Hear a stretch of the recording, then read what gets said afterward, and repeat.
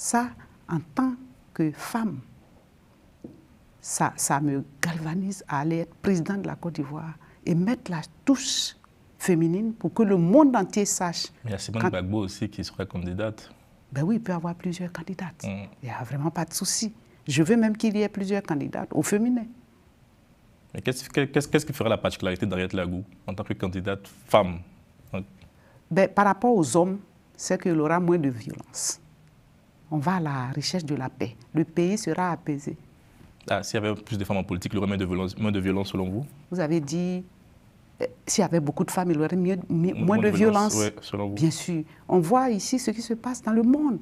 C'est les zones qui gouvernent. Et il y a des guerres partout.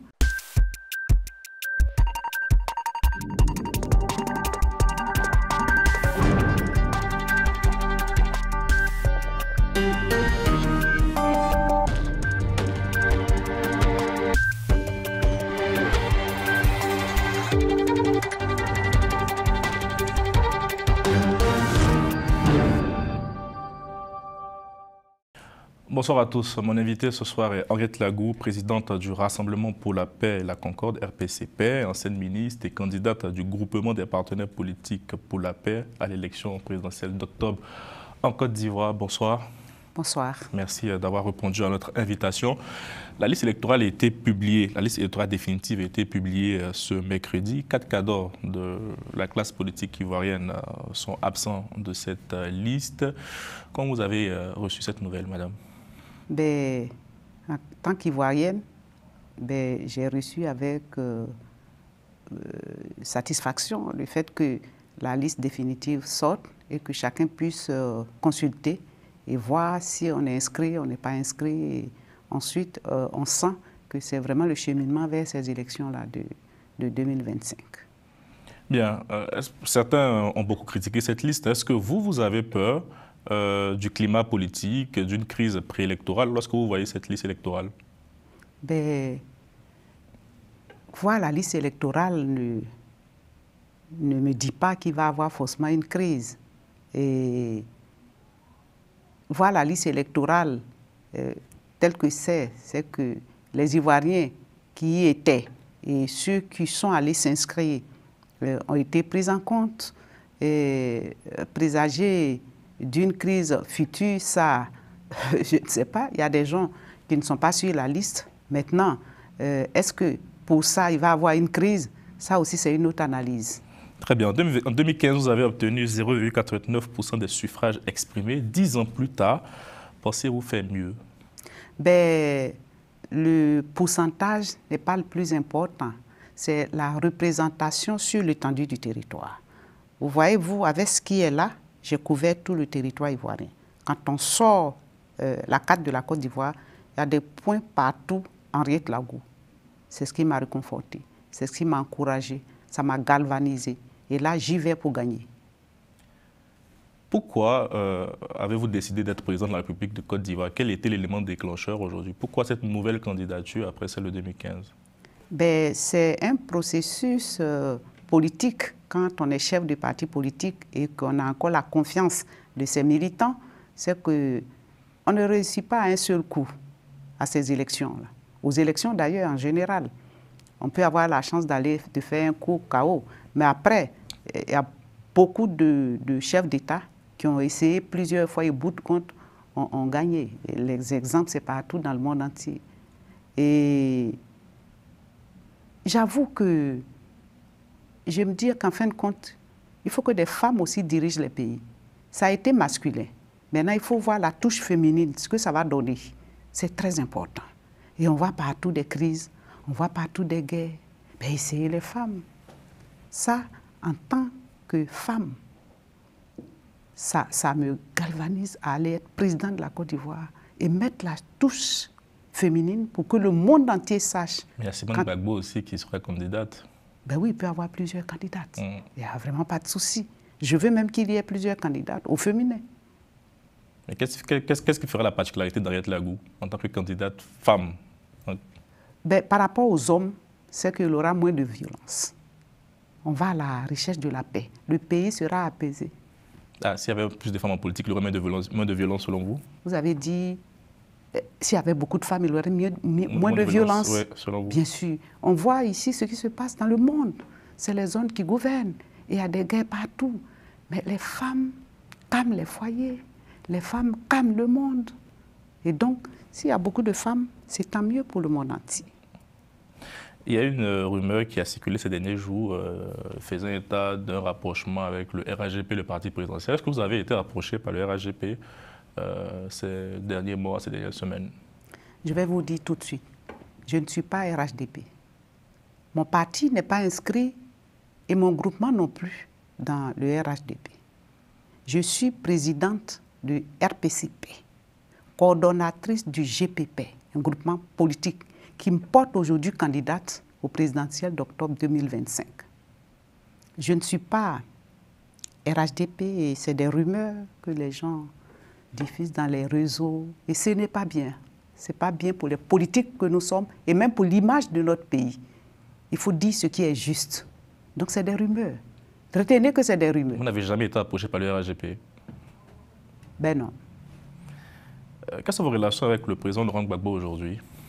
Ben, le président Laurent Gbagbo était président quand j'étais ministre. Justement, c'était mon président. C'est ça que je demande. Ben, nous avons des relations d'anciens collaborateurs, c'est clair.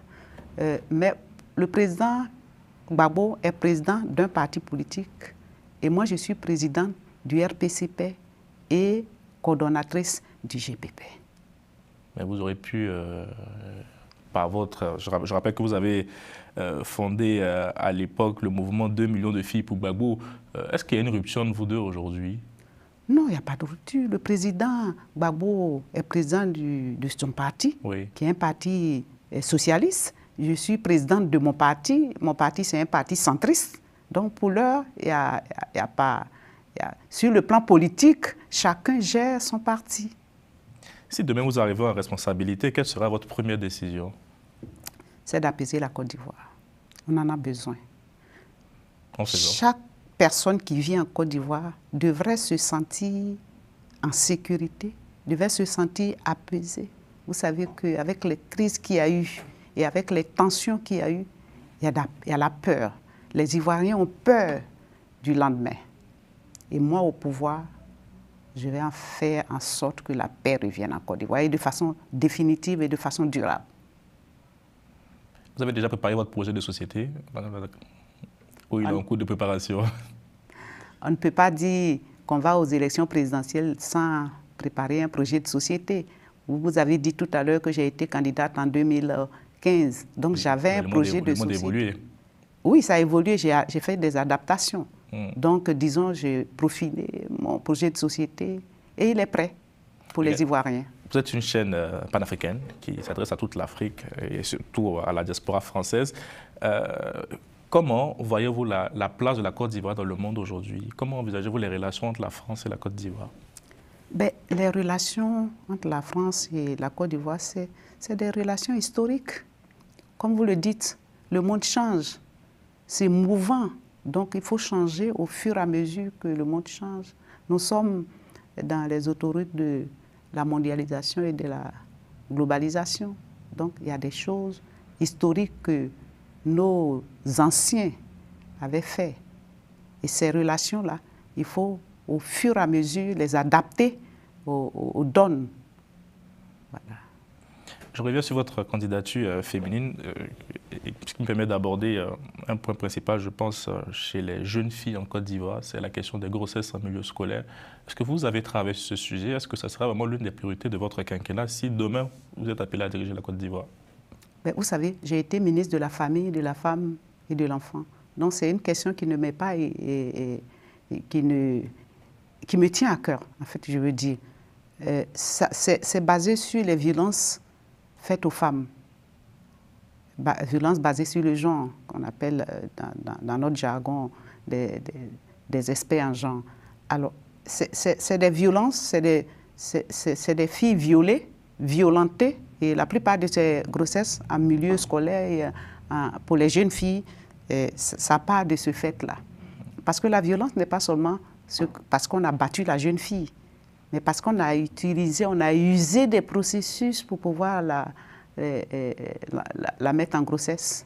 Ça aussi, c'est un genre de violence. Et ça, dans mon projet de société, j'en tiens compte. Il y a aussi la question de l'avortement clandestine aujourd'hui qu'on voit en Côte d'Ivoire. Est-ce que vous comptez, par exemple, ouvrir un droit à l'avortement en Côte d'Ivoire? Alors, je disais que par rapport d'ailleurs aux violences faites aux femmes, on va mettre des brigades dans les régions pour corriger ça un peu. Et puis, l'avortement, vous parlez de l'avortement. Vous savez, on est africain. On a notre façon de voir autrement que les autres ailleurs dans le monde voient.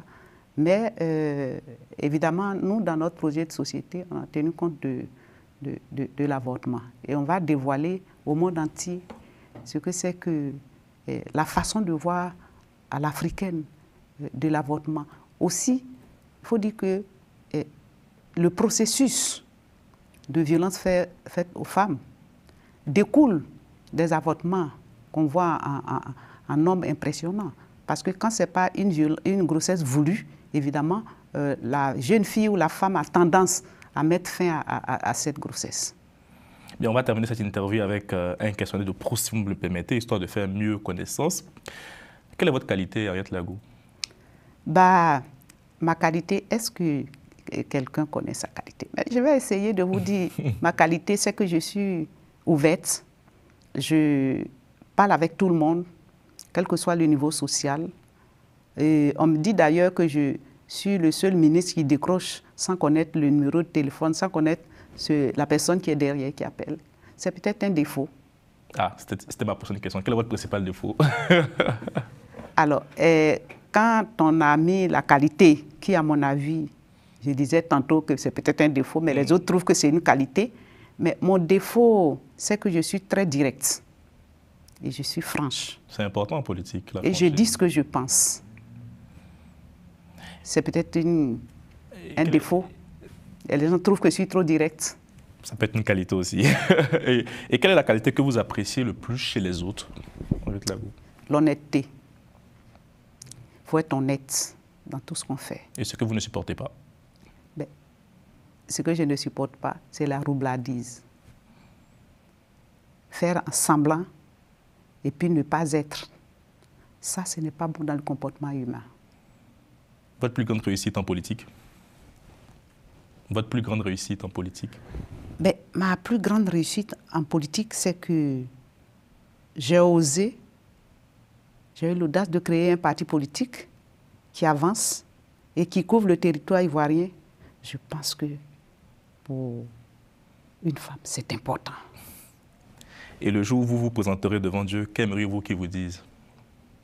Ben, que Dieu dise que je ne l'ai pas oublié, qu'à chaque moment, à chaque instant de mes actes, j'ai toujours demandé sa clémence pour les erreurs que je fais. Merci beaucoup, Henriette Lagou. Merci d'avoir répondu à nos questions. Merci à Romain Clicquot-Domingue à la réalisation et bonne suite de programme sur Télé Sud.